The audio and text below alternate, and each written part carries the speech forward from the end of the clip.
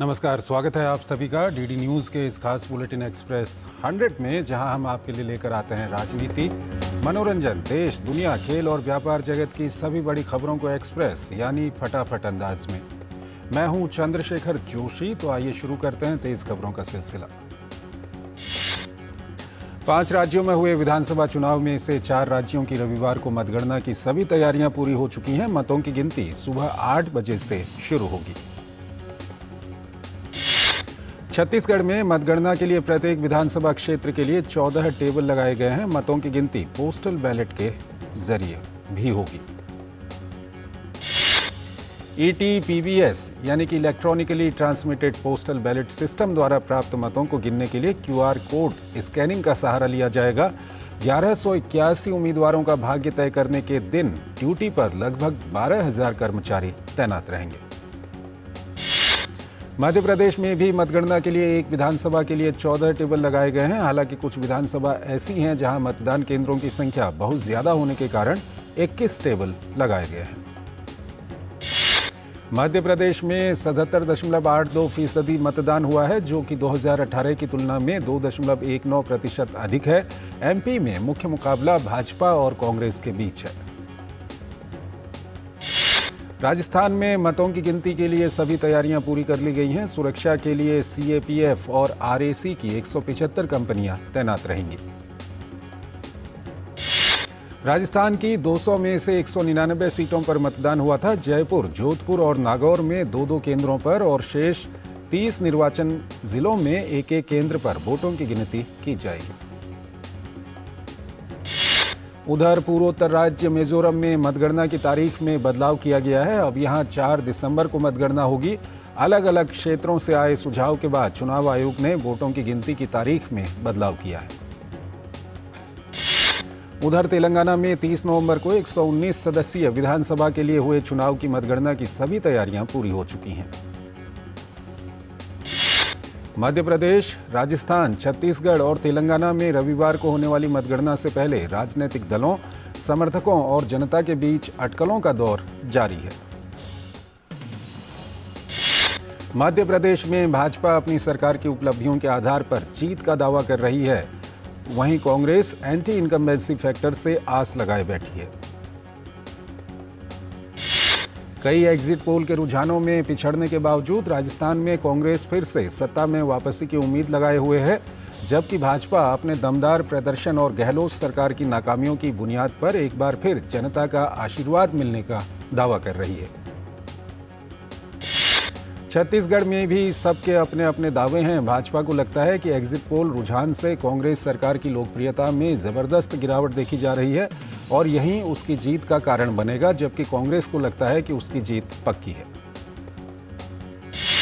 तेलंगाना में भी कुछ यही हाल है। मुख्यमंत्री केसीआर की पार्टी बीआरएस सत्ता में वापसी का दावा ठोक रही है। वहीं भाजपा और कांग्रेस ने उम्मीद का दामन नहीं छोड़ा है। संसद के शीतकालीन सत्र के पहले शनिवार को विभिन्न दलों के सदन के नेताओं की बैठक हुई। बैठक में रक्षा मंत्री राजनाथ सिंह, संसदीय कार्य मंत्री प्रहलाद जोशी सहित विभिन्न दलों के नेताओं के साथ सत्ता पक्ष ने विधायी एजेंडे को साझा किया। विपक्षी दलों से सत्र के दौरान सहयोग की अपील भी की गई। संसदीय कार्य मंत्री प्रहलाद जोशी ने कहा कि सत्ता पक्ष और सरकार सभी अहम विषयों पर नियमों के तहत चर्चा को तैयार हैं। संसद के शीतकालीन सत्र में कुल 19 विधेयकों को सूचीबद्ध किया गया है। इसमें जम्मू कश्मीर और पुदुचेरी में महिला आरक्षण अधिनियम के प्रावधानों को बढ़ाने के लिए 2 और आपराधिक कानूनों की जगह लेने के लिए 3 विधेयक शामिल हैं। सरकार कश्मीरी प्रवासियों, पाकिस्तान के कब्जे वाले कश्मीर के विस्थापितों और अनुसूचित जनजातियों को प्रतिनिधित्व प्रदान करने के लिए जम्मू कश्मीर विधानसभा की सदस्यों की संख्या बढ़ाने से संबंधित विधेयक लाने की भी योजना बना रही है।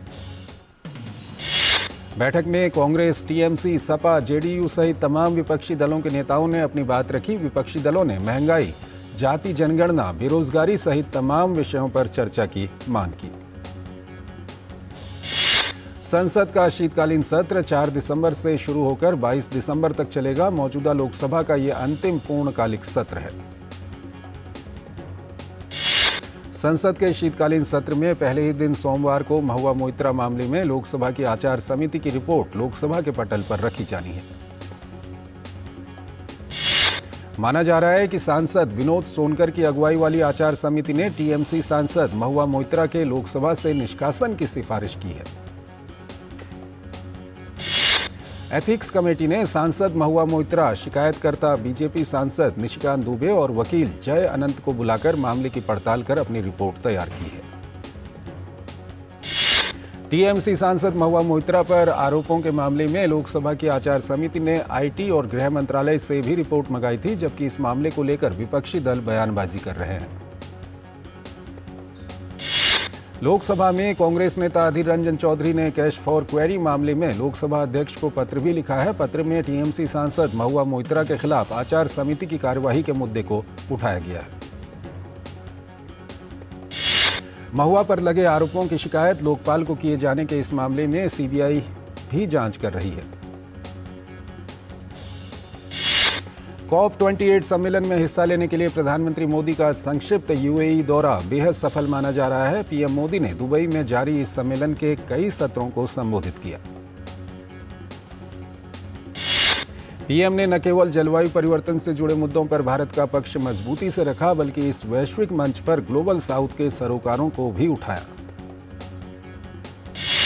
प्रधानमंत्री ने वैश्विक पर्यावरणीय नीतियों के पुनर्निर्धारण के लिए ग्रीन क्रेडिट पहल का शुभारंभ किया। इस यात्रा के दौरान पीएम की कई देशों के नेताओं से द्विपक्षीय मुलाकातें भी हुई। COP28 सम्मेलन के दौरान पीएम मोदी सब पर छाए नजर आए। राष्ट्रपति द्रौपदी मुर्मू नागपुर में राष्ट्र संत तुकादोजी महाराज नागपुर विश्वविद्यालय के 111वें दीक्षांत समारोह में शामिल हुई। समारोह को संबोधित करते हुए राष्ट्रपति ने कहा कि आर्टिफिशियल इंटेलिजेंस के लिए नैतिक शिक्षा जरूरी है। उपराष्ट्रपति जगदीप धनखड़ ने नई दिल्ली के रंग भवन में डॉक्टर राजेंद्र प्रसाद स्मारक व्याख्यान 2023 कार्यक्रम में हिस्सा लिया। डॉक्टर राजेंद्र प्रसाद स्मारक व्याख्यान 2023 कार्यक्रम में सूचना और प्रसारण मंत्रालय के सचिव अपूर्व चंद्र और प्रसार भारती के मुख्य कार्यकारी अधिकारी गौरव द्विवेदी भी शामिल रहे। आकाशवाणी की महानिदेशक डॉक्टर वसुधा गुप्ता भी कार्यक्रम में मौजूद रहीं। कार्यक्रम को संबोधित करते हुए उपराष्ट्रपति जगदीप धनखड़ ने कहा कि एक दशक पहले देश की अर्थव्यवस्था चिंता का विषय थी, पर अब भारत दुनिया की 5 बड़ी अर्थव्यवस्थाओं में से एक है। कार्यक्रम को संबोधित करते हुए सूचना और प्रसारण मंत्रालय के सचिव अपूर्व चंद्र ने कहा कि 15 नवंबर को प्रधानमंत्री नरेंद्र मोदी ने विकसित भारत संकल्प यात्रा की शुरुआत की थी। उन्होंने कहा कि देश के 2 लाख से ज्यादा पंचायतों में सूचना और प्रसारण मंत्रालय की गाड़ियां जाएंगी। केंद्रीय गृह एवं सहकारिता मंत्री अमित शाह ने सोमनाथ मंदिर में दर्शन और पूजा अर्चना की। गृह मंत्री अमित शाह जूनागढ़ में श्री दिव्यकांत नागावाणी जी के जन्म शताब्दी वर्ष पर आयोजित स्मृति पर्व कार्यक्रम में शामिल हुए। गृह मंत्री अमित शाह ने आज देश भर में खादी के उत्पादों और खादी विलेज इंडस्ट्रीज को बढ़ावा देने के लिए अहमदाबाद में आयोजित माटी कला महोत्सव का उद्घाटन किया। समारोह को संबोधित करते हुए गृह मंत्री ने कहा कि प्रधानमंत्री नरेंद्र मोदी ने खादी के विचार को दोबारा जीवित करने और इसे आम लोगों के बीच खादी को आजादी के आंदोलन के समय से भी ज्यादा लोकप्रिय करने का काम किया है। ईडी ने दिल्ली शराब घोटाला मामले से संबंधित मनी लॉन्ड्रिंग केस में आप सांसद संजय सिंह के खिलाफ आरोप पत्र दायर किया।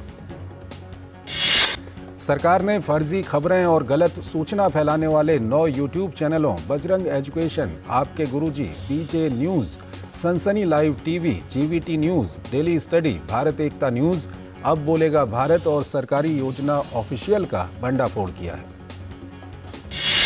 पुदुचेरी सरकार ने चक्रवात माईचोंग के मद्देनजर 4 दिसंबर को पुदुचेरी, कराईकल और यनम क्षेत्र के सभी कॉलेजों में छुट्टी घोषित की है।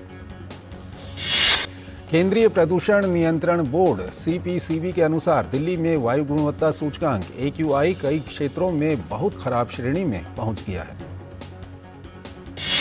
देश के पहले सौर मिशन आदित्य L1 के विंड पार्टिकल एक्सपेरिमेंट के सब payload solar wind ion spectrometer ने काम करना शुरू कर दिया है।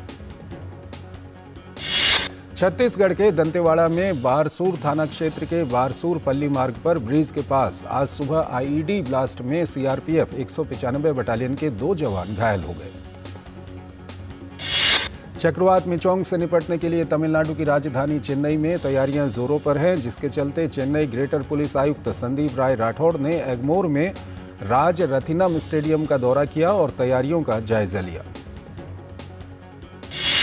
मौसम विभाग ने बंगाल की खाड़ी के दक्षिण पूर्व के हिस्सों में मछुआरों को मछली पकड़ने और किसी तरह के व्यापार से संबंधित काम के लिए न जाने की चेतावनी जारी की है। चेतावनी जारी होने के बाद 5000 मछुआरे समुद्र में नहीं गए हैं।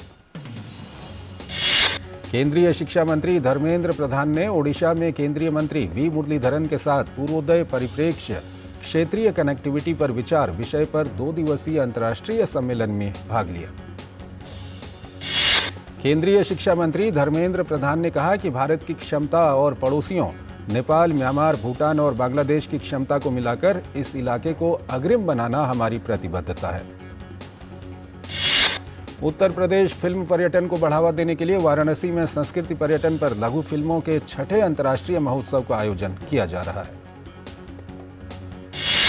IFFC के अध्यक्ष देवेंद्र खंडेलवाल ने कहा कि 44 देशों से आई 95 फिल्में इस समारोह में दिखाई जाएंगी। ये समारोह विशेष रूप से पर्यटन और संस्कृति पर आधारित है।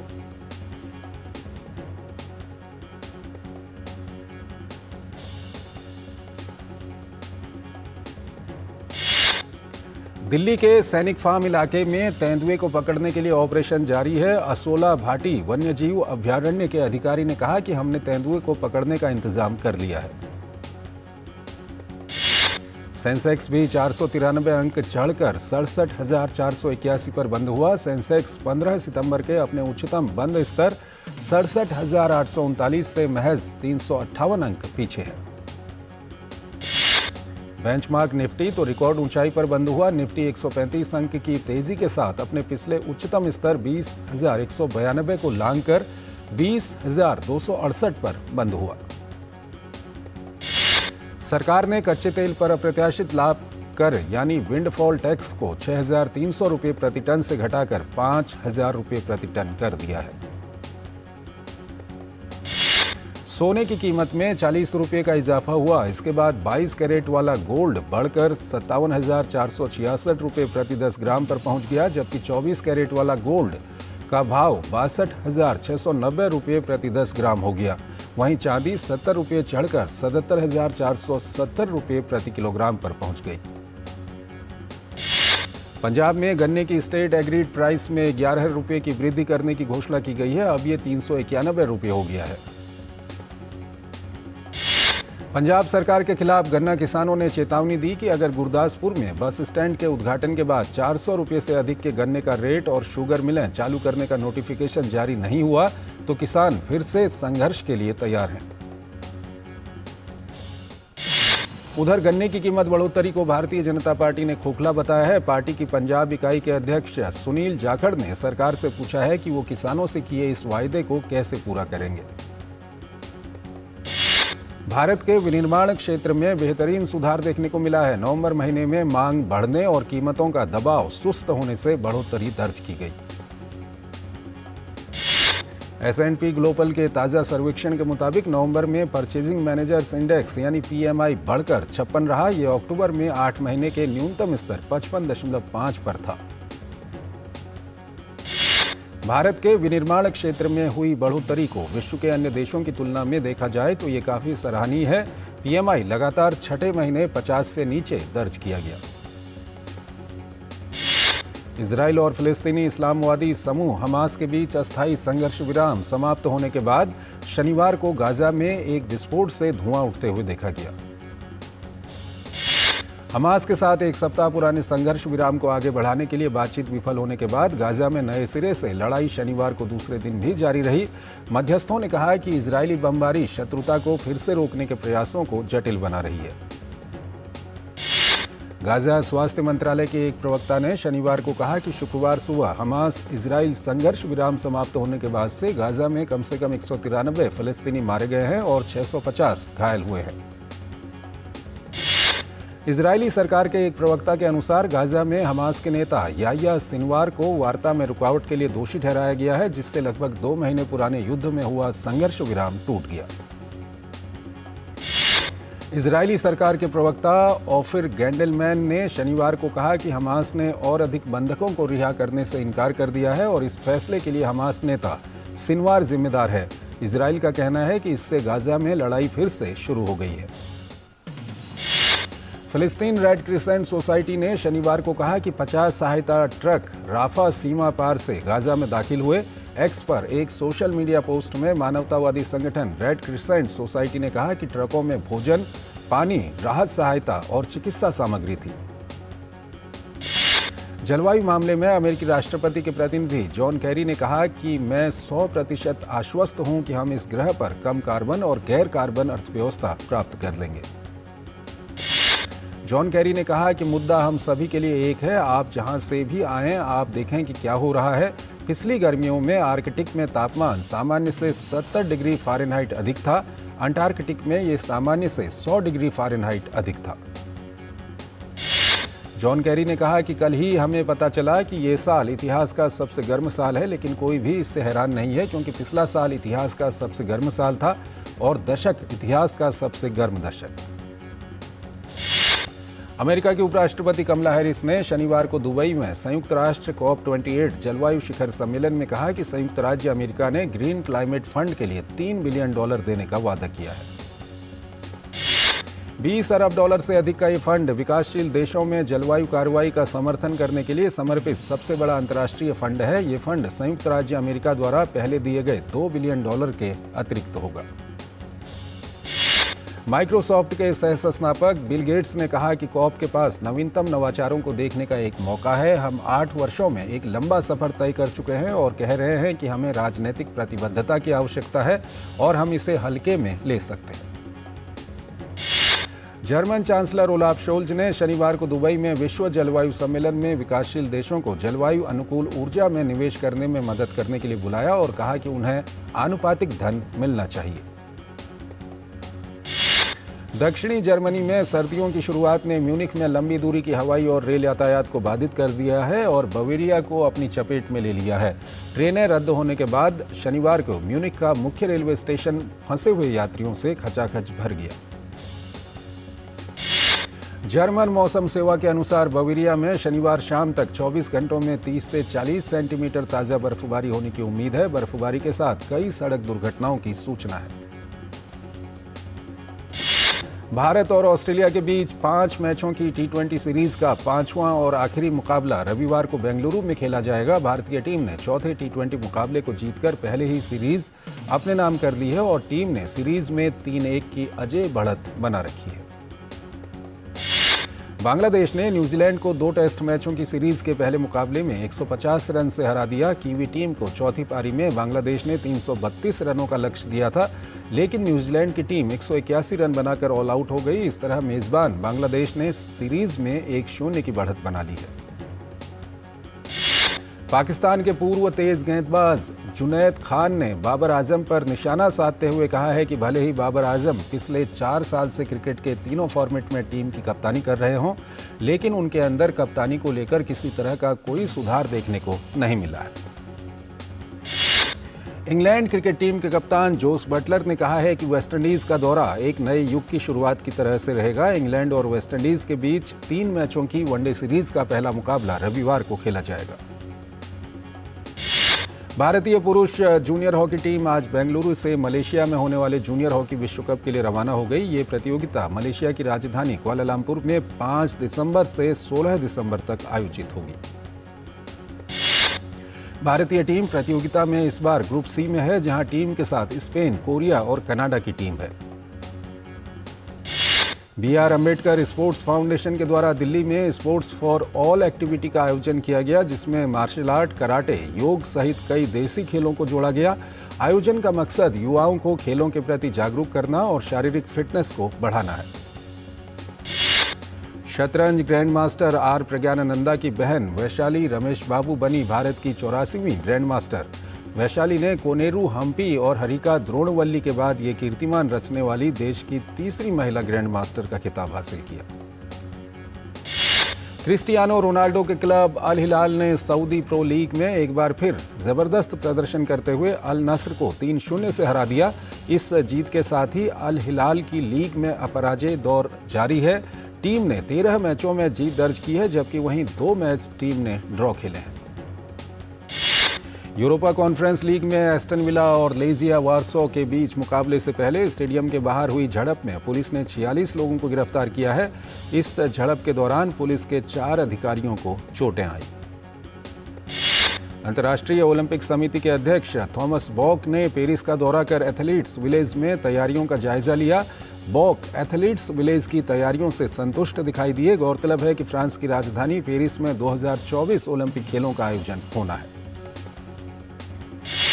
37 वर्षीय टेनिस स्टार स्पेन के राफेल नडाल ने घोषणा की है कि वो जनवरी के पहले सप्ताह में ऑस्ट्रेलिया के ब्रिस्बेन में एक्शन में वापस आएंगे। उन्हें अब तक जीते गए 22 ग्रैंड स्लैम में और खिताब जोड़ने की उम्मीद है।